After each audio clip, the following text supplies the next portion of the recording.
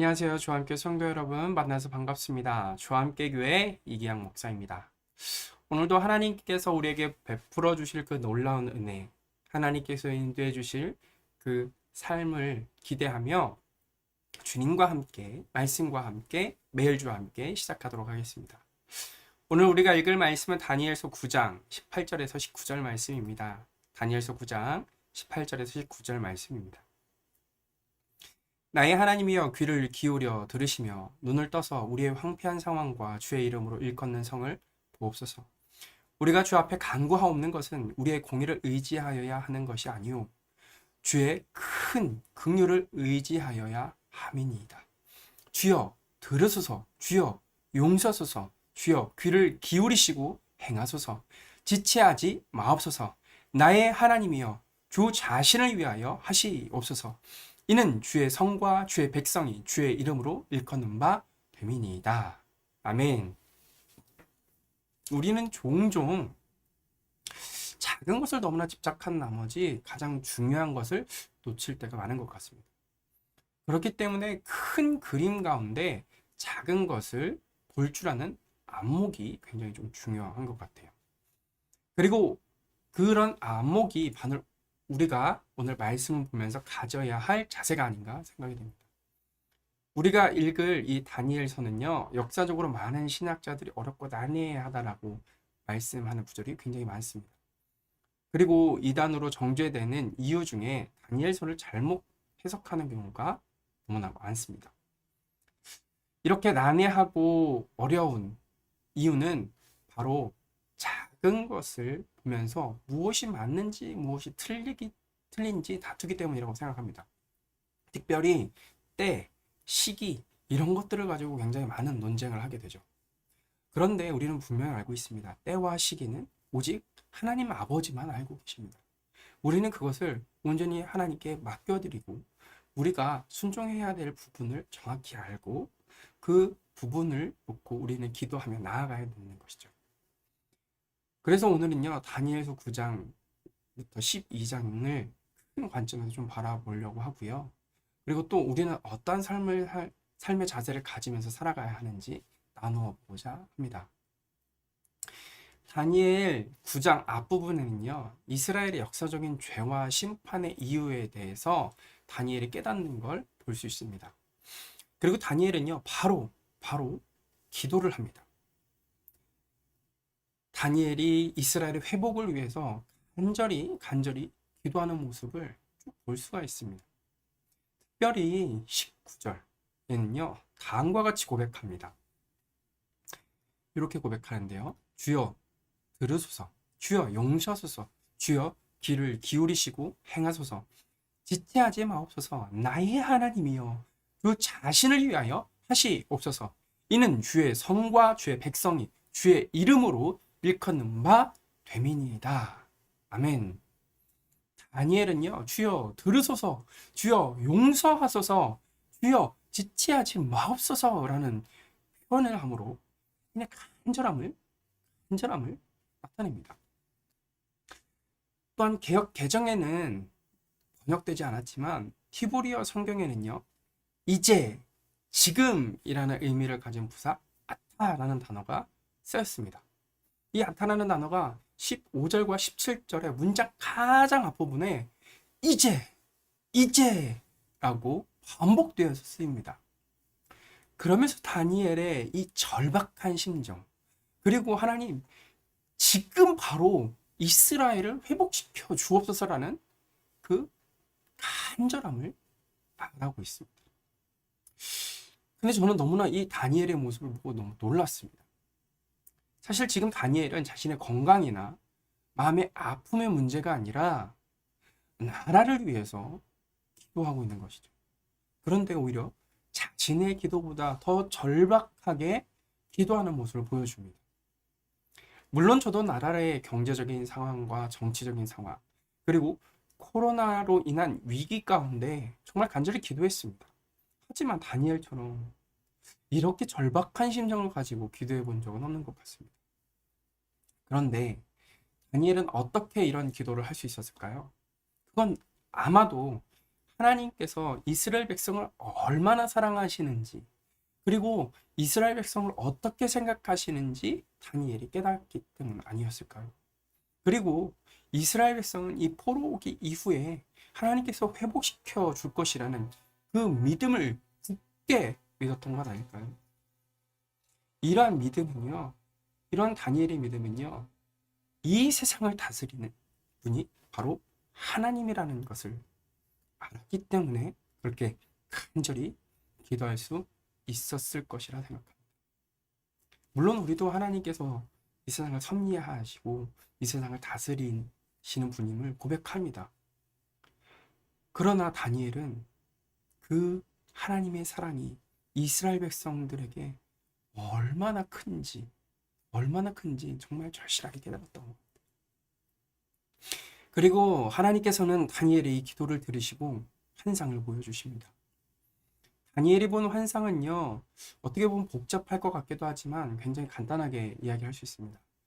다니엘이 섬기고 있던 이 페르시아 제국의 이야기부터 시작이 되고요. 그리고 나중에 알렉산더 대왕과 그리스 제국, 그리스 제국이 이제 분열해서 시리아를 중심으로 세력을 키웠던 셀레우코스 왕조, 그리고 이집트를 중심으로 통치했던 프톨레미우스의 왕조들의 갈등 상황, 이것을 예언하고 말씀하고 계십니다. 그런데 이 시기는요, 정확하게 신구약 중간기, 400년 중간기에 해당합니다. 하나님께서 말씀하고 있는 이 환상은요, 이 신구약 중간기를 이야기하시며 또 두 가지 것을 말씀해 주고 계십니다.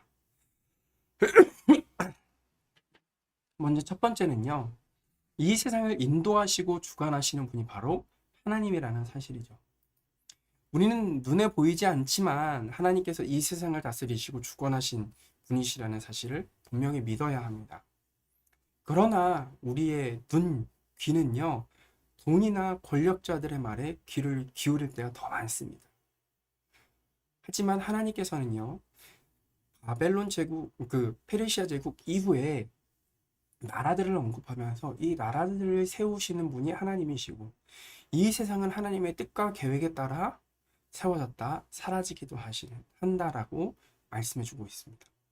즉, 이 세상을 인도하시고 주관하시는 분은 오직 하나님 한 분뿐이시다, 이런 사실을 이야기해 주고 계신 거죠. 그리고 두 번째는요, 정확한 시간과 시기가 중요한 것이 아니라 그 시기에 하나님께서 말씀하시는 그 고난과 때로는 역경이 있을 그 시기에 하나님의 백성들은 무엇을 해야 하느냐 하는 부분을 알려주고 있다는 거죠. 이 말씀은 다니엘서 12장 10절에 나와져 있습니다.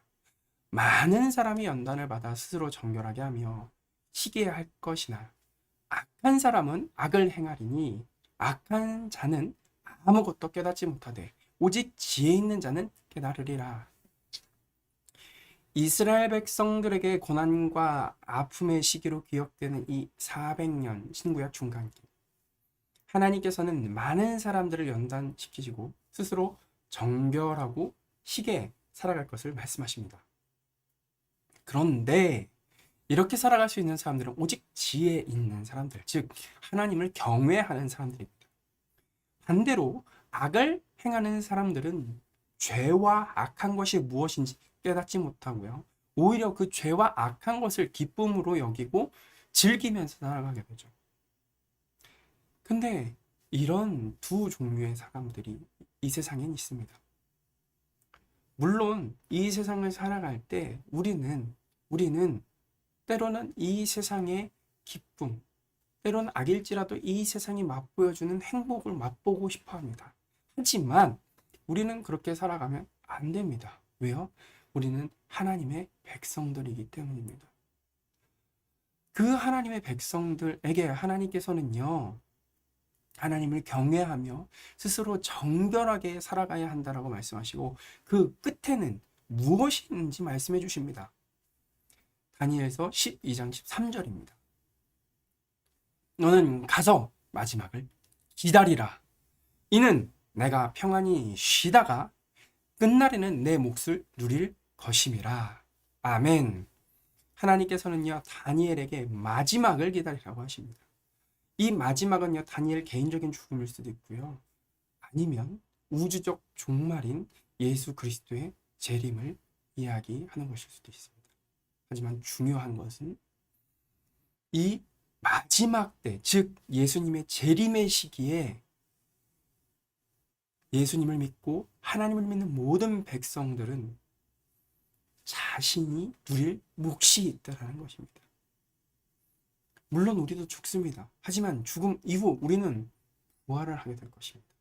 우리만 부활하는 것이 아니라 예수님을 믿지 않는 모든 사람들도 다 부활하게 됩니다. 하지만 예수님을 믿지 않았던 사람들에게는 몫이 주어지지 않고 오직 하나님의 백성들에게만 몫이 주어지고 그 몫은 우리에게 기쁨이 되고 영광이 되고 상이 되며 장차 영원한 나라, 그 하나님의 나라에 함께 할 것을 말씀하고 계시는 것이죠.